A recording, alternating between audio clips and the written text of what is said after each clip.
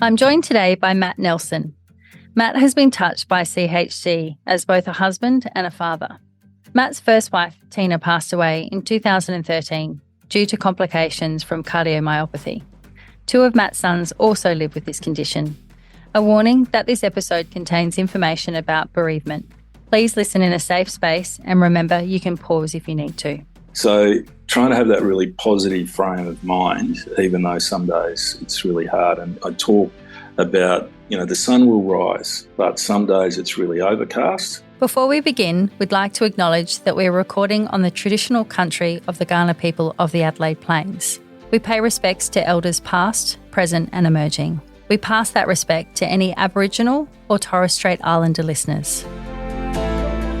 Welcome and thank you, Matt. It's delightful to be here with you today. Where are you joining us from?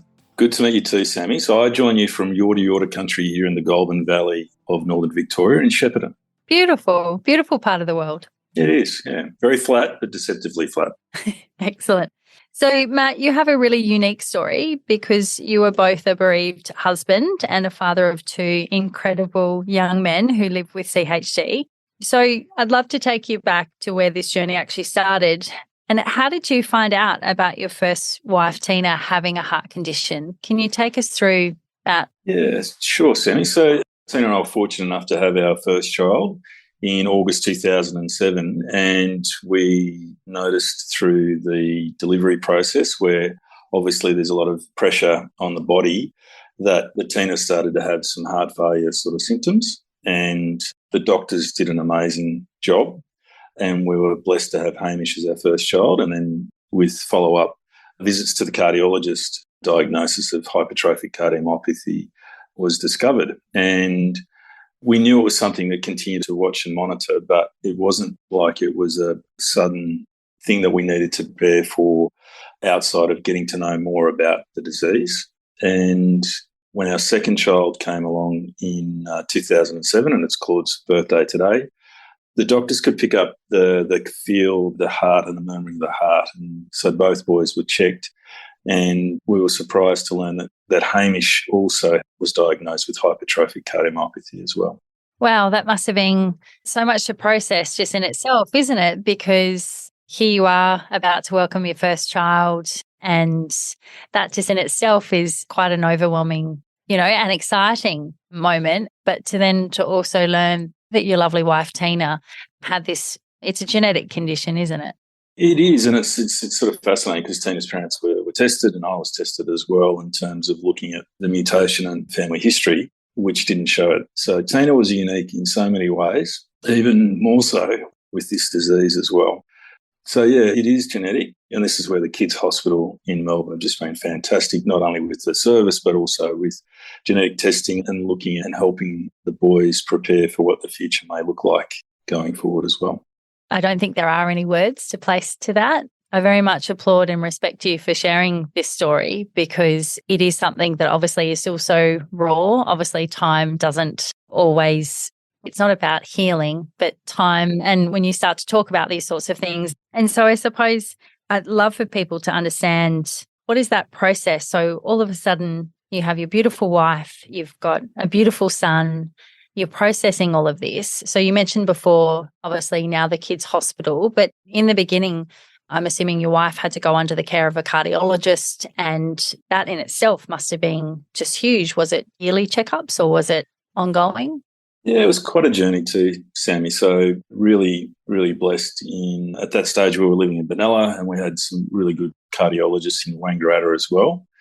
And because Tina's symptoms were, shall we say, mild, it wasn't that we needed to go to the heart failure clinic in Melbourne. It was a regular catch-up with a cardiologist in Wangaratta, but we also discovered as things progressed that we were having more visits to Melbourne towards the latter part of her life with the boys when they were diagnosed. So Claude and Hamish, we had a visiting paediatrician from Rural Children's Hospital to Wangaratta about 2 to 3 months after Claude was born. And from that stage, we went to the Kids Hospital pretty much every 6 months of the year. And then towards the end with Teen, probably twice a year as well, to the heart failure clinic at the Alfred as well. Gosh, I was initially a regional heart parent until we moved to the city in the last few years. So I can very much relate to those appointments and that travel and just seeing those dates sometimes on the calendar, isn't it? You try not to think too far ahead, but unfortunately we do. We're human, and when it's so close to you. And I suppose I'd love to understand then how that affected you all as a family. And I suppose you too as a father, Matt, here's your wife and your boys. Yeah, it was sort of interesting to read about the condition and what it could mean. And it's sort of different for different people in terms of how the heart and the thickness and where it works, or obstructions and inflows and all sorts of things as well. At first, not that we ever dismissed it, Sammy, but you'd sort of think, well, when someone gets older, that will be more of an issue. But I remember after Claude and Hamish were diagnosed, and it was a 20-minute trip from Wangaratta to Benalla, really quiet trip. Christina and I were still in shock, and we got the boys settled. We went into the bedroom and basically just had a really good cry about it.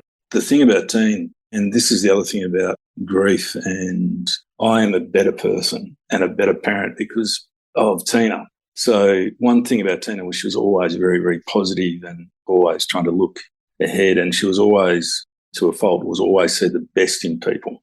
So trying to have that really positive frame of mind, even though some days it's really hard. And I talk about, the sun will rise, but some days it's really overcast. Yeah. You can't see any sun at all. And other days, you need to wear sunglasses because it's just really thing. So it's how do you actually get through that process to keep focusing on. So I think that's been the big thing, Sammy, is you can worry about all sorts of scenarios, but there's got to be something in the moment around that you're living and that you're trying to nurture, experience all of these things. And that's why, again, I keep telling people who have dealt with grief outside of cardiac heart disease that the sun will rise, and you just got to continue to try and take all of the things that you've learnt, you've experienced. The easy thing would be to say what's wrong with the world and this problem admiration versus what's the future, how do we actually make the most of what we've got. And it's a classic thing people say, we'll live every day to the fullest. But I know early on, every night I would kiss the kids goodnight, tell them I'd love them, I'd always try and get home to feed them, all those sorts of things. So these are the experiences you can look back on. Sure. And it's really one day at a time and one foot in front of the other. So if you don't mind me, if you're happy still to keep talking about this, when did Tina, so she passed in 2013, so... Yeah, we just had the 10-year anniversary a couple of weeks ago. So probably the last 6 months, she really started to struggle with the heart failure clinic, and we had blood clots. We had at least 2 times once in the GP and once in the ED at Wangaratta to put her under and shock her heart back into a normal rhythm. Oh, gosh. Ablations of the heart to try and improve the electrical impulses. The last 6 months were really, really tough, and she never complained. Wow. She sounds amazing, and that outlook obviously held your family unit together in that time. Very much so. Very much so. And yeah, she'd always see the positive things to be focused for the future and not, as I say, sort of be half empty about the world. And how was she around herself as a mother, processing that her boys had this condition? I'd be lying if I didn't say that we didn't worry at times. But again, it'd be coming back to say, well, what are we dealing with at the moment? How are they? We're doing regular catch-ups and checks with echoes and ECGs at the Royal Children's Hospital. So we're doing everything we could to monitor and see how they were going. And I think that's the peace of mind. I think, Sammy, the thing for me was after Tina died was first few nights thinking about what's the future look like for the boys. And again, I realised, and that's, again, listening to Tina in the background about trying to think of the future, but also living the day here and there and just doing whatever you can to love and support them every day that they're here. Takes a lot of courage, Matt. Takes a lot of courage to keep looking ahead. And look, we've been really fortunate to met someone and remarried, and her kids have been amazing. And Kate's a resus ICC nurse, and so that's been great with the kids. But as I said before, Sammy, like I'm a better husband, I'm a better father because of Tina. And that's why I think this thing of, you really used to make me frustrated that I'd met someone remarried and people go, well, you've moved on, and I haven't moved on. I sort of talk about moving forward, and because of Tina, I am the person I am today. So that love and support we've been lucky to have to keep us afloat as well. Yeah, that's beautiful. Thank you so much for sharing. And I also understand that Tina actually became involved with Heart Kids. Yeah, look, I remember this was the old Royal Children's Hospital, and the new facility is fantastic. But I remember going up to level 3, I think it was, where the cardiology was, and waiting in the room, and there was a brochure for Heart Kids. So sure enough, before we got back to Benalla, Tina had already rung and paid the life membership or something like that, and actively got involved. And we'd go to the Christmas party that had been at the zoo and other different places. They had one at Jeff Shed or another facility. So that, and local parent groups as well, so that support, which was really important as well. Yeah. And I suppose it's, I always talk about it, it's an extension of that village, isn't it? You have obviously your family, and then obviously to think that she reached out and got involved in Heart Kids, and here we are today, still connected in that village. It's a beautiful thing. It doesn't obviously replace anything, but I suppose you've got somewhere safe to land. The other thing through Tina's loss is that we raised about $45,000 for Heart Kids. Gosh, wow. Yeah. So again, that's how much people thought and Tina meant to them as well. But to put it into perspective about what Heart Kids can do, so 3 months after Tina died, we were visiting my folks up at Gilgandra in New South Wales, and Claude, my youngest, was waking and he was non-verbal. And so we rushed to little old Gilgandra Hospital. We were then ambulanced from Gilgandra to Westmead in Sydney. So you can appreciate 3 months after losing your wife, young son, moving off, and then they're talking about, because of Tina's history, we'll put a defib into this. I wasn't sure what to expect. So speaking with Tracy from Heart Kids, seeing Heart Kids on the ward come around, and Claude, you can imagine Claude was only just turned 6 at that stage.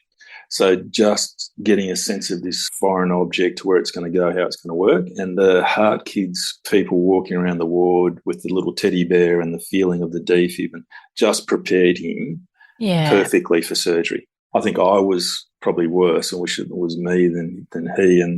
And then I just remember waking, because I was sleeping on one of those beautiful Hilton hotel sort of beds that you have in the hospital. Yeah, I know the ones, the chairs that fold out, and you think, really? This is a bed? Okay, no worries. I think it was about 3 a.m. He got up and went to the toilet and jumped back in the bed without it as much as a whimper. So yeah, it was fantastic. And they did the same when Hamish had his defib put in a couple of years later as well.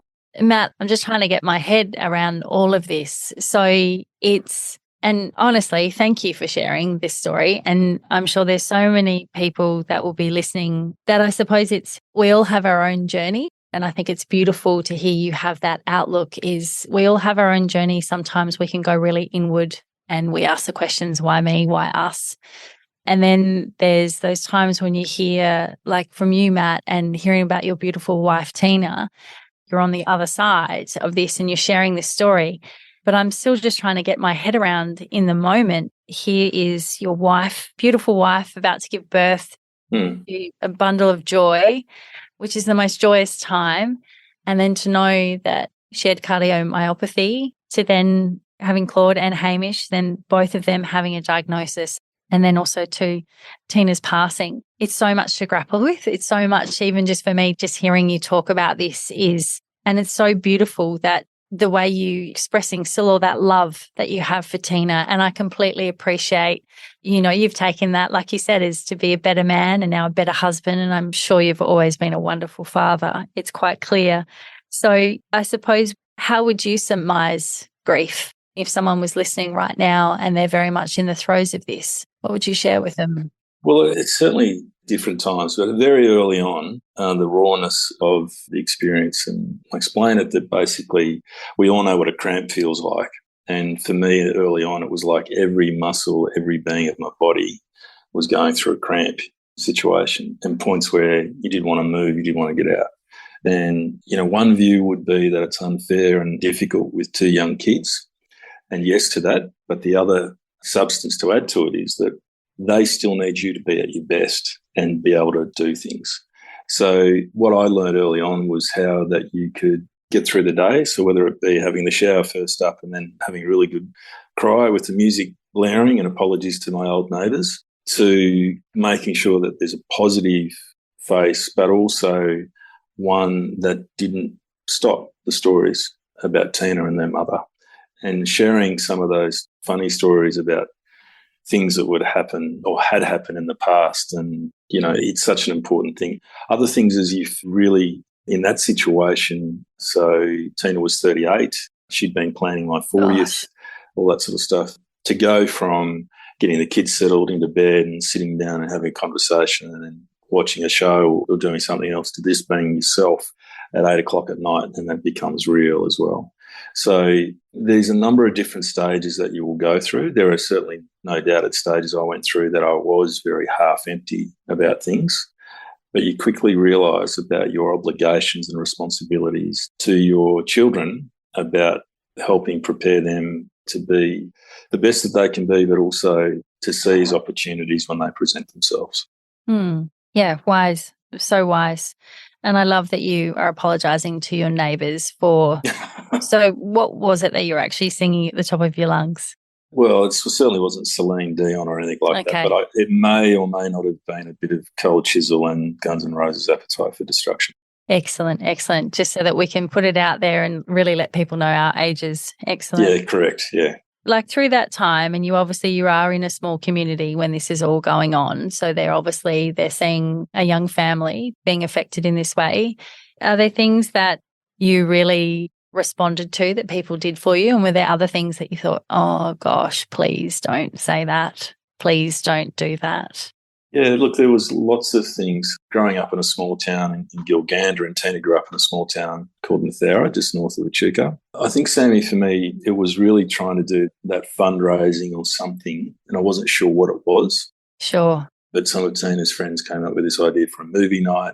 Friends of mine in Gilgandra did this sort of charity netball event with junior football sort of stuff, and just really powerful story. So my hometown of Gilgandra, they raised $10,000 in one day. Wow. You know, the movie night raised a heap of money. Mathara did things. My work, Tina's work did things. I think it's really about how people feel that they can contribute. And it's always the thing, if you need anything, you let me know. And I used to joke with people and say, well, if you want, you can come around and wash my windows, you know, the dirty, and the look on their face where they start to sort of retreat. Yes. It's something around common purpose. And we see this, right? I work in regional development, and we see this with communities that rally above. If there's a common belief and purpose and a sense of purpose, they can achieve many things. And for me early on, it was really about that. There were some really weird things that people would say to you, like someone said to me, God only does it to the people who can cope with it. And I just thought, the strongest. Really, really, really weird. And I don't hold anything bad against them. I just know that people struggle to find what they think may or may not be the right thing. And I think this is the other thing with grief. I certainly felt that I was supporting people with their grief about Tina, and not that I was looking for supports and so forth. So there was that. There were friends that would come around and would visit, would ring regularly. My mum and dad were amazing, and Tina's mum and dad were as well. So it's about having that support. But I think for me, it was really, really that sense of purpose that we could do to remember and acknowledge Tina, and the fact that we could raise that money for Heart Kids and something she felt passionate about was really important. That must be so powerful for your boys to see. For your boys, I'm sure now they're young men, that they've seen you through this, and they would have been looking to you the whole time, and you would have been acutely aware of this. And to see that you've obviously channeled that energy and, like you said, found your purpose in fundraising and keeping Tina's memory alive. And I think that's beautiful, the whole talking about Tina. I think it's unusual, isn't it, how sometimes when people pass, we think that talking about them is going to make someone else feel uncomfortable or whatever else. I've personally lost both my parents, my dad when I was 4, my mum when I was 25. And it never ceased to amaze me that people didn't want to bring up my parents around me. And I love the fact that you've continued that and talked about it openly and obviously in such a beautiful way with your boys. So I'd love for you to tell me more about Hamish and Claude. Like, how old are they both now? You mentioned it's Claude's birthday. So Claude turns 16 today, and Wow. Hamish is 19. So Hamish is studying performing arts at Federation Uni in Ballarat, Wow. and he's handled his diagnosis really well. Where even though with the course, and even when we was in Benalla, and I think at about 12, he played the role of a young Peter Allen, a boy from Oz, with the theatre company in Benalla, and see him sing and dance and all that sort of stuff. Amazing. Amazing. So he's following his passion, and he's participated in some videos that'll come out soon with Heart Kids, and I'm just really proud of what he's overcome and the ability that he could follow his dreams, and something that, like, his mum was very passionate about, the arts. We have a patron package for the Shepparton Festival in memory of Tina that we take every year. So it's really good that Hamish has been able to do that. Claude's condition was a bit more severe, not that you'd know it. He's always looked like a normal kid. Sure. But he had open heart surgery year before last. And Claude is a bit like me. He's a basketball junkie, Yes. but he could never play.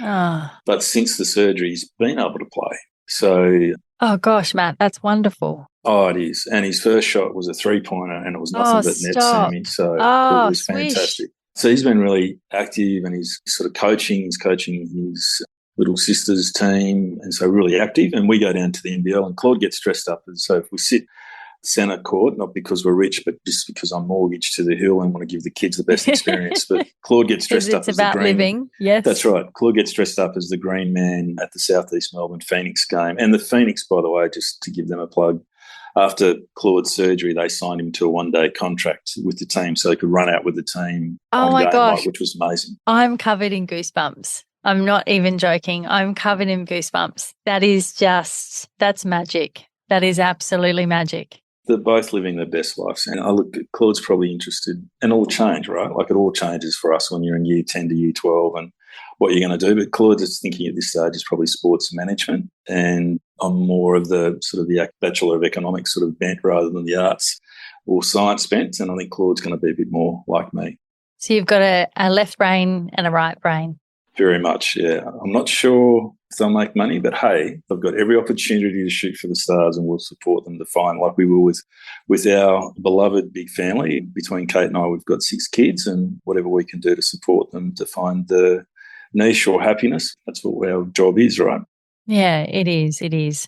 Thank you so much for sharing all of this, Matt. I know, obviously, to start with, obviously, Tina's diagnosis, then your boys, then the passing of Tina suddenly, and then navigating it as a father, and like you've done so beautifully, clearly keeping her memory alive, but also too, you're clearly raising, and I understand you've got 4 other children, but it's these boys, Hamish and Claude, they sound like, I think they're going to change the world. We'll see. I think it's just like all parents, you want to give them the opportunity, but it is, and that's why I think through Tina's passing and the fundraising, and we've seen the very best of people, Sammy, whether it be someone that's come up and donated $50 because mum did X, Y, and Z for them. Yes. Whether it's Claude running out with South East Melbourne Phoenix in a basketball game or whatever. And there is that, what I'm really proud of is whenever there's a bad day or they're going through a challenge, they can think of a positive way forward. And the other thing, which I think Heart Kids does really well, and we haven't really talked about it, is that sort of matchmaking. I suppose you'd call it Tinder on steroids or something like that for services. Yes, yes. I'm going through this, and you speak to Heart Kids and they go, well, you need to speak to this family. We'll get you in contact with them so you can start to share and understand what you're going for. So again, when I spoke about Claude going through his defib surgery in Westmead, being able to speak to another family and knowing what to expect and how that would potentially play out was a massive relief too. So I think for kids, like for the boys and for all of our kids, they get a sense of you don't necessarily need to know the answer, but you need to know the people that do, and how do you have that network to get that support that gives you the most solutions you can find. No. Well said. As I alluded to earlier, I always refer to it as our village. Yeah. The Heart Kids village. There's someone who knows someone, or someone connect to someone else that might just give a little bit more insight into the journey that's in front of you. Well, thank you so much, Matt, for today. And oh my gosh, I give my love to you. I wish Claude a beautiful 16th birthday. I hope his birthday meal is everything that he asked for. I'm not sure what we'll be getting. I'm sure it won't be good for me at my age, Sammy. But anyway, it's not about me. It's about what his choice of dietitian meal is today. That's right. That's right. Well, thank you so much, Matt. I really appreciate you sharing your story. No worries, Sammy. Thank you anytime. Sometimes this podcast talks about some heavy things. If this brings up anything for you or someone you love, it is important to reach out for support. The Heart Kids Helpline provides support and guidance for anyone impacted by CHD. You can call the helpline on 1800 432 785. To access more information about CHD, as well as support from Heart Kids, visit the website at heartkids.org.au. The information on this podcast is not a substitute for medical advice from your doctor or healthcare team. Always talk to your doctor about matters that affect you or your family's health.